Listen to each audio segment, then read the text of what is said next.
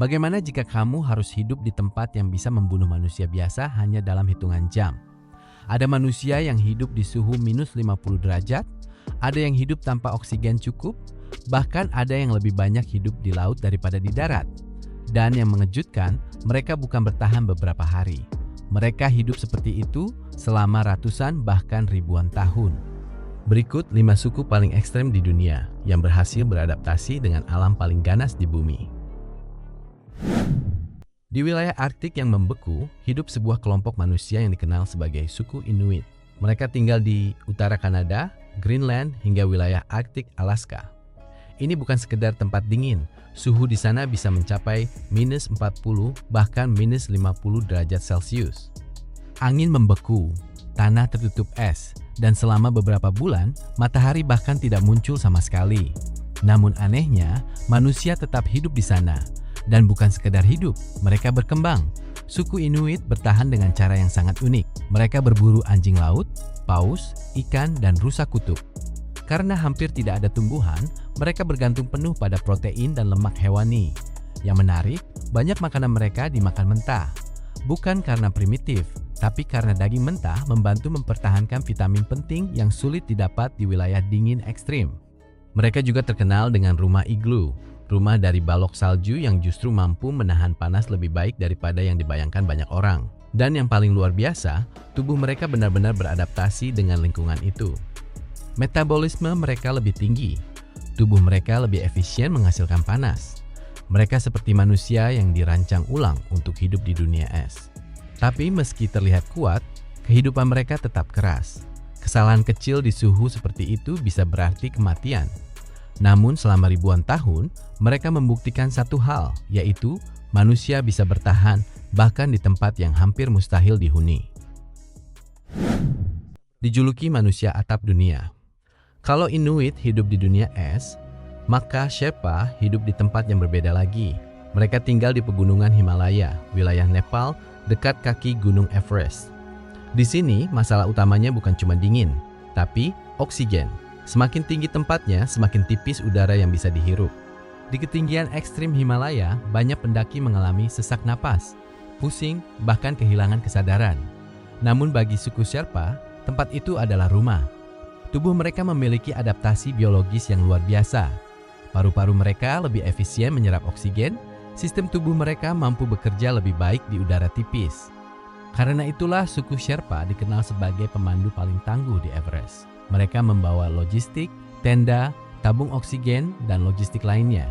Mereka mampu membawa logistik ke puncak Everest bahkan 2-3 kali lipat melebihi berat badannya, melewati jalur yang bahkan membuat banyak pendaki profesional menyerah.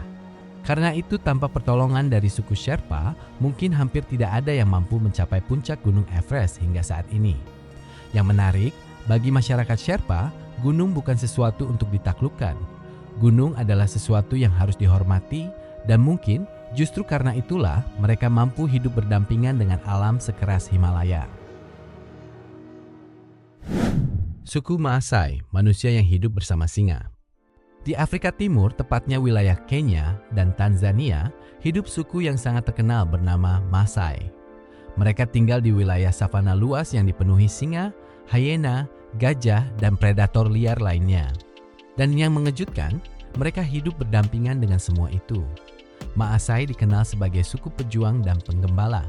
Kehidupan mereka sangat bergantung pada sapi. Bagi mereka, sapi adalah makanan kekayaan, bahkan simbol status sosial. Mereka mengonsumsi susu, daging, bahkan darah sapi yang diambil tanpa membunuh hewannya.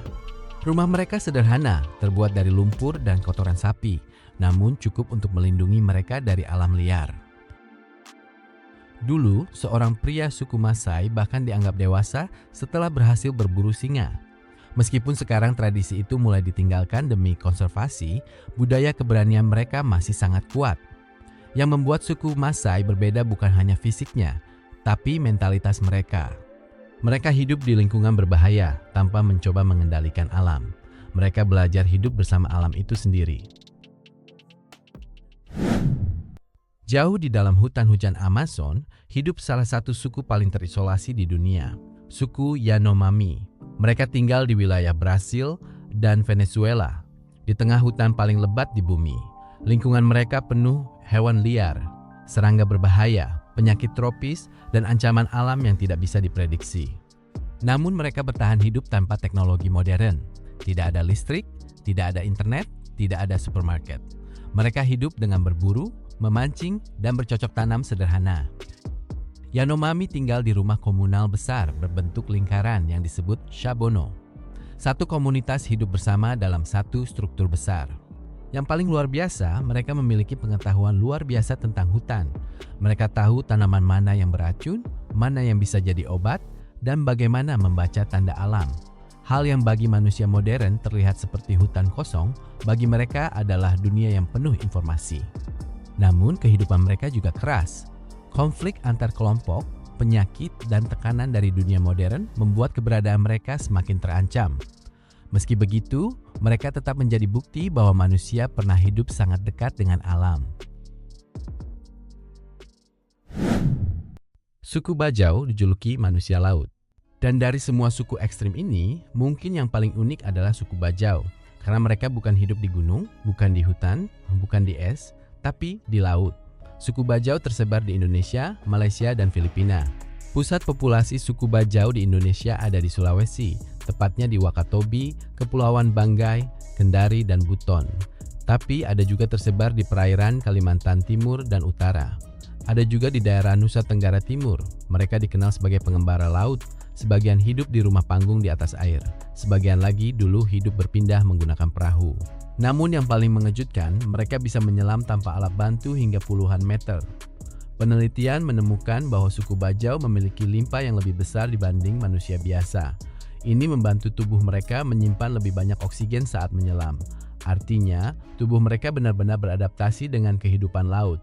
Anak-anak Bajau bahkan sudah belajar menyelam sejak kecil. Laut bagi mereka bukan tempat asing. Laut adalah rumah. Dan dari semua kisah tadi, kita jadi sadar satu hal. Allah menciptakan manusia dengan kemampuan yang luar biasa. Ada manusia yang mampu hidup di suhu minus puluhan derajat, ada yang bisa berjalan di gunung hampir tanpa oksigen, ada yang hidup berdampingan dengan predator liar, ada yang bertahan di hutan paling ganas di bumi, bahkan ada yang tubuhnya beradaptasi untuk hidup di lautan. Semua itu menunjukkan bahwa manusia bukan makhluk yang lemah. Allah menciptakan manusia dengan potensi yang sangat besar. Bahkan dalam Islam disebutkan, manusia bisa menjadi lebih mulia daripada malaikat ketika taat kepada Allah.